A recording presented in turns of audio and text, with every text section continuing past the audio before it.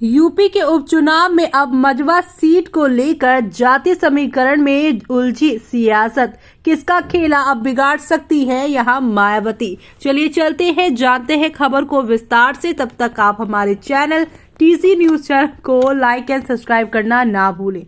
आपको बता दें, यूपी में मिर्जापुर की मजवा विधानसभा सीट पर 20 नवंबर को उपचुनाव के लिए मतदान होगा। सपा यहां जातीय गोलबंदी और रोजगार के मुद्दे को धार दे रही है। बीजेपी कानून व्यवस्था और ध्रुवीकरण के भरोसे चुनावी वैतरणी पार करने की कोशिश में है, जबकि भाजपा बीडीएम यानी कि यहाँ पे ब्राह्मण, दलित और मुस्लिम फॉर्मूले पर चल रही है। मजवा पे गहिरा इलाके में दलित बस्ती के लोगों के साथ सपा नेता रमेश बिंद बेहद संजीदा होकर समझाने की कोशिश कर रहे हैं। उनको पता है कि लगातार 3 बार के विधायक बनने में बसपा के साथ साथ दलित वोटरों का कितना योगदान था। मतदान से पहले रमेश बिंद उसी संसद और उसी संबंध को जोड़ने का प्रयास करें। उनका पता है यह मजवा में सपा का खाता खुलवाना आसान नहीं है, यहाँ तक कि यह एक भी रिपोर्ट नहीं जीती है। तो वहीं बीजेपी सूबे के अपने सबसे बड़े नेता की लाइन पर भी चुनाव को ले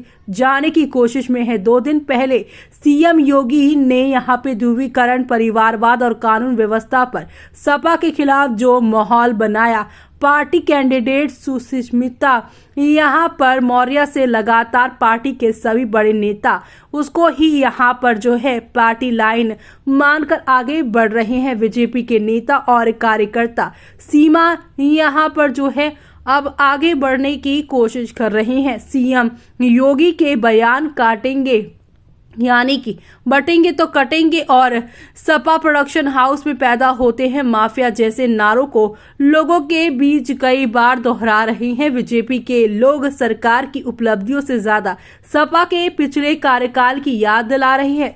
सपा जाति, गोलबंदी और रोजगार के मुद्दे को धार देने की कोशिश में जुटी है। सपा की सारी उम्मीदें और भरोसा रमेश बिंद से ही है, जो 3 बार से लगातार यहाँ पर विधायक रह चुके हैं। उनकी बिटिया डॉक्टर ज्योति बिंद यहाँ से सपा की उम्मीदवार है।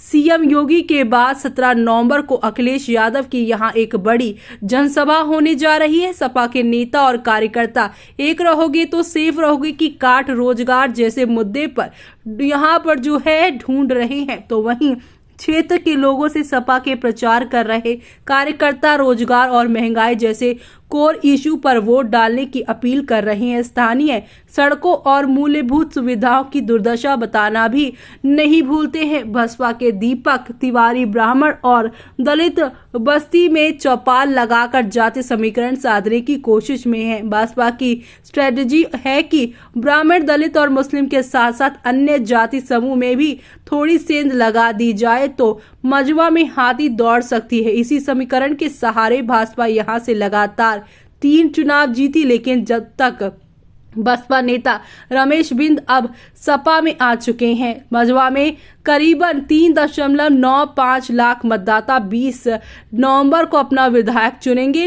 90 के बाद से अब तक मजवा में 2 यहाँ पर तरीके के पैटर्न देखने को मिले हैं। जो वोटिंग पैटर्न रहा है उसमें ज्यादातर 2 फैक्टर रहे हैं, एक पार्टी के साथ वैचारिक जुड़ाव और दूसरा कैंडिडेट की जाति।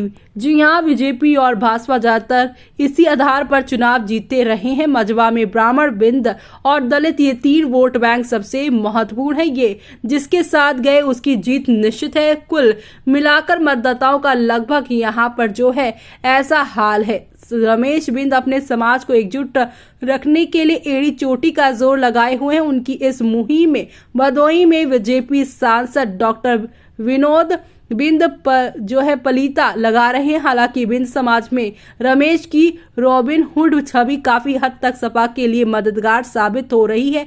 विशेष लोगों का मानना है कि बिंद वोटरों के अलावा मुस्लिम यादव वोट जोड़ लेने और भाजपा के साथ यहां पर अपने ब्राह्मण वोटरों की वजह से बीजेपी को होने वाले नुकसान का लाभ भी सपा को ही मिलेगा। इस तरह यहाँ पर मजवा में सपा इतिहास बनाएगी। ऐसे में अब आपका क्या कहना है इस पर हमें कमेंट बॉक्स में कमेंट करके बताना बिल्कुल भी ना भूलें आप।